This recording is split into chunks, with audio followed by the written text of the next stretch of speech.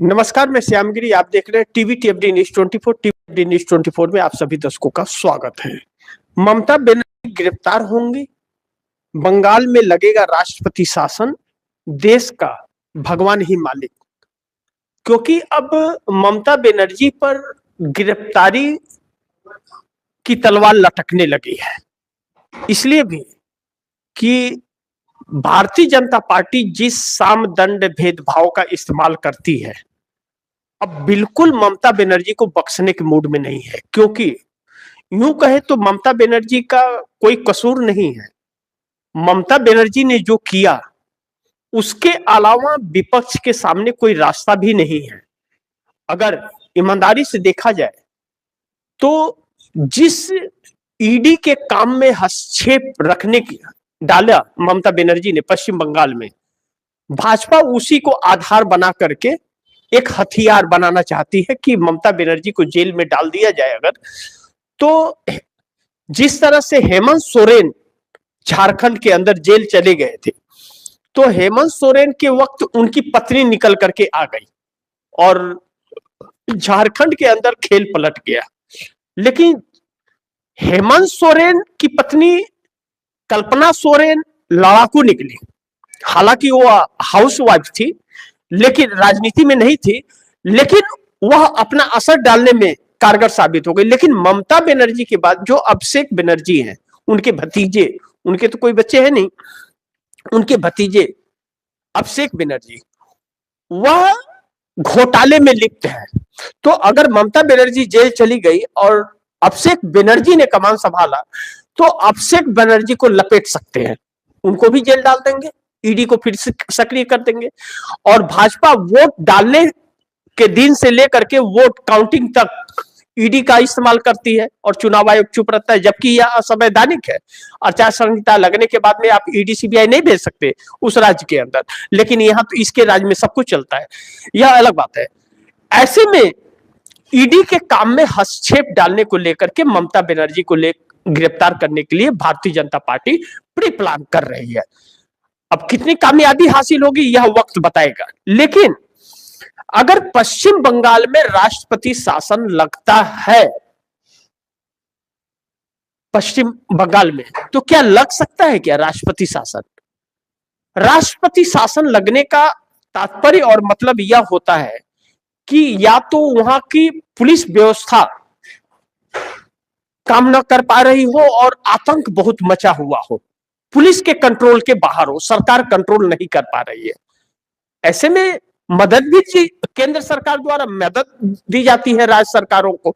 ऐसे तो आनंद फानंद में नहीं लगा दिया जाता है। सरकार फेल हो जाती है अगर, या बहुत बड़ा ऐसा कोई जैसे मणिपुर में हो गया था, तब राष्ट्रपति शासन लगता है। तो मणिपुर में तो राष्ट्रपति शासन लगाते लगाते 2 साल लगा दिया था सरकार में, क्योंकि चूंकि वह भारतीय जनता पार्टी का राज था, इसके लिए। तो पश्चिम बंगाल में भारतीय जनता पार्टी इसलिए भी राष्ट्रपति शासन लगाने की बार बार कोशिश करती है कि जब तक वहां का प्रशासन भाजपा के हाथ में नहीं आएगा, शासन यानी कि शासन का मतलब यह होता है वहां के कर्मचारी, पुलिस प्रशासन, यह सब व्यवस्था इसके हाथ में नहीं आएगी, तब तक वहां पर चुनाव नहीं जीत पाएगी। 1 लाख कोशिशें कर ले, चाहे एसआईआर कर ले, एसआईआर कर ले, कुछ भी कर ले, तभी भी वह सत्ता हासिल नहीं कर सकती, जैसे झारखंड में नहीं कर पाई। अब चूंकि एसआईआर हुआ है पश्चिम बंगाल में, एसआईआर के बाद जो इंटरनल सर्वे आया पश्चिम बंगाल से, वह आया है कि 80 सीटों तक भारतीय जनता पार्टी पहुंच सकती है। लेकिन यह कंफर्म नहीं है कि वह जीत जाएगी, लेकिन वहां तक इसकी पहुंच है। अब ऐसे में 80 सीटों से तो सत्ता नहीं हासिल होगी। 298 का आंकड़ा है, 298 का है, तो यानी कि 150 सीटें तो लानी पड़ेगी, तभी सरकार बन पाएगी। अब ऐसे में भारतीय जनता पार्टी के लिए मुश्किल हो रहा है ममता बनर्जी के रहते हुए। तो अब इसी ईडी का सहारा लेकर के भारतीय जनता पार्टी कि ईडी के काम में हस्तक्षेप डालने के मामले में ममता बनर्जी को जेल में डाल दे, और उसके बाद पश्चिम बंगाल में अगर हालत बेकाबू होता है, जनता सड़क पर उतरेगी, बस राष्ट्रपति शासन लगा दो। यह पिछले दरवाजे से पतली गली का रास्ता भारतीय जनता पार्टी तलाश रही है। यह जान गई है कि जब तक प्रशासन हाथ में नहीं आएगा सरकार तो नहीं बन पाएगी। ऐसे में देश तो भगवान ही भरोसे है, फिर तो अब तो कुछ नहीं कर सकते, क्योंकि जब केंद्र की सरकार अगर इस हद तक गिर जाए तब तो उसका क्या कह सकते हैं, कुछ नहीं कह सकते। तब तो यानी कि वैसी निकम्मी सरकार तो कहीं होगी ही नहीं, तो इस हद तक जाने के लिए तैयार है। लेकिन दूसरा पहलू इसका देखा यह जा रहा है कि ममता बनर्जी के सामने चुनौती है कि कभी भी गिरफ्तार हो सकती है। जब यह चुनौती ममता बनर्जी के सामने है तो क्या ममता बनर्जी भारतीय जनता पार्टी के दबाव में आ जाएंगी या फिर इसका सामना करेंगे? चूंकि ममता बनर्जी की सत्ता पश्चिम बंगाल में ही है और उनके पार्टी का वजूद भी पश्चिम बंगाल में ही है, उसके बाहर नहीं है कहीं वजूद, वह क्षेत्रीय दल है। अब पश्चिम बंगाल के अंदर चाहे सांसद जितना जीतने और सरकार चाहे बना ले या बिगाड़ ले, अगर पश्चिम बंगाल में सरकार गई ममता बनर्जी की तो ममता बनर्जी का वजूद खत्म हो जाएगा, और एक बार सत्ता गया तो फिर दोबारा सत्ता नहीं आएगा। एक बार सत्ता गया तो दोबारा सत्ता नहीं आएगा। तो यह ममता बनर्जी जानती हैं अच्छी तरह से। 3 बार मुख्यमंत्री रह चुकी हैं, चौथी बार मुख्यमंत्री बनना चाहती हैं ममता बनर्जी, और वह तब बनेंगी जब जीत हासिल करेंगे। अब ऐसे में भारतीय जनता पार्टी से जो मुकाबला हो रहा है अब, और भारतीय जनता पार्टी जिस स्तर तक गिर सकती है, क्या ममता बनर्जी गिर पाएंगे?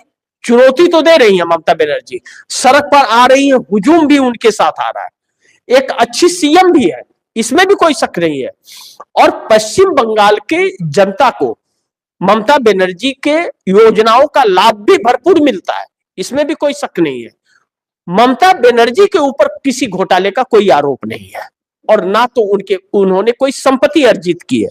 भतीजे ने कुछ किया है तो भतीजे के ऊपर केस है, उसे पकड़े, और उसे ही आधार बना करके अभिषेक बनर्जी और उनकी पत्नी को आधार बना करके भारतीय जनता पार्टी समय समय पर ममता बनर्जी को ब्लैकमेल करती रहे।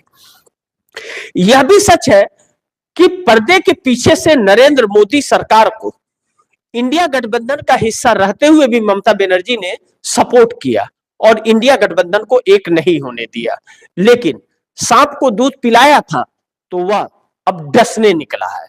यह ममता बनर्जी को भी पता रहा होगा, ऐसा नहीं है कि पता नहीं रहा होगा, लेकिन वह नीति उनकी फेल हो गई और अब उनकी कुर्सी पर बात आ गई। ऐसे में चुनौती तो दे रही है, लेकिन कब तक टिक पाएंगे यह देखना बड़ी महत्वपूर्ण होगा। लेकिन ईडी की चाल चली थी मोदी ने, जो ईडी की चाल मोदी और शाह ने चली, इसमें ममता बनर्जी की गिरफ्तारी की बात जो उठ खड़ी हुई है। अब ममता बनर्जी ने जिस पेन ड्राइव का जिक्र किया था, उस पेन ड्राइव को भी चुनौती दे दी गई है, जो भारतीय जनता पार्टी के द्वारा शुभेंदु अधिकारी, जो तृणमूल कांग्रेस के ही थे, बाद में वह चले आए थे भारतीय जनता पार्टी में। अब वह टाइमलाइन समाप्त हो रहा है। 72 घंटे का उन्होंने अल्टीमेटम दिया था कि आप सबूत पेश कीजिए वरना मानहानि का केस करेंगे। तो लेकिन ममता बनर्जी ने ऐसा किया नहीं। तो क्या उस पेन ड्राइव की बात जो उठी, वह पेन ड्राइव सिर्फ एक हवा था? ऐसा कोई पेन ड्राइव नहीं है। और अगर है तो ममता बनर्जी पर अब सवाल उठने शुरू हो गए हैं कि आप उसे देश के सामने क्यों नहीं रख रहे, जब इस देश का होम मिनिस्टर, गृह मंत्री अमित शाह उसमें संलग्न है और पैसा वसूली कर रहा है हर स्टेट से, तो आपने वह सबूत क्यों नहीं रखा?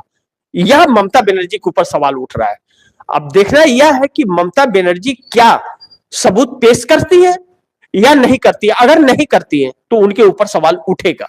लेकिन ममता बनर्जी जिस तरह की लड़ाकू महिला और लड़ाकू नेता हैं, ममता बनर्जी चुनौती देना बड़ी अच्छी तरह से जानती हैं, लेकिन साफ यह है कि वह सिर्फ एक क्षेत्रीय नेता है, राष्ट्रीय स्तर की नेता नहीं है।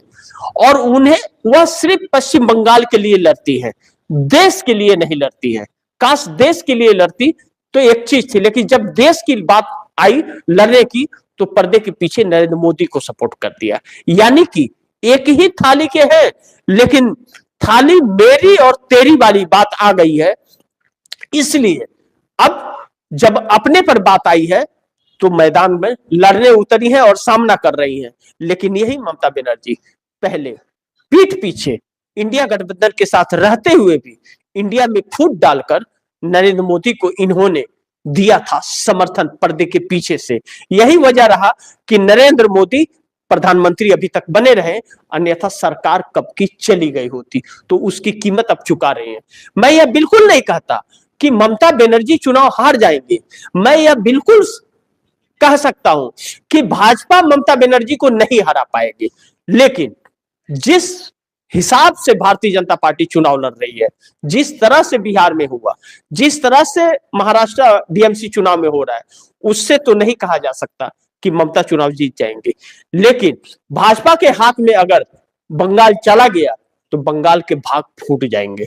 ममता बनर्जी का सत्ता में आना बहुत जरूरी है पश्चिम बंगाल के लिए, वहां की जनता के लिए। लेकिन क्या भाजपा आने देगी? और गिरफ्तार अगर हो गई तो क्या होगा, इस पर नजर बनी रहेगी। बाकी आप दर्शकों की क्या राय है, क्या सुझाव है, कमेंट बॉक्स में जरूर दीजिएगा। इस खबर को ज्यादा से ज्यादा शेयर कीजिएगा। और आपने अगर टीवी टीएफडी न्यूज़ 24 को सब्सक्राइब नहीं किया, सब्सक्राइब कर लीजिए। अपने दोस्तों को भी कहिएगा सब्सक्राइब करें। मिलते हैं अगली खबर के साथ, तब तक के लिए नमस्कार।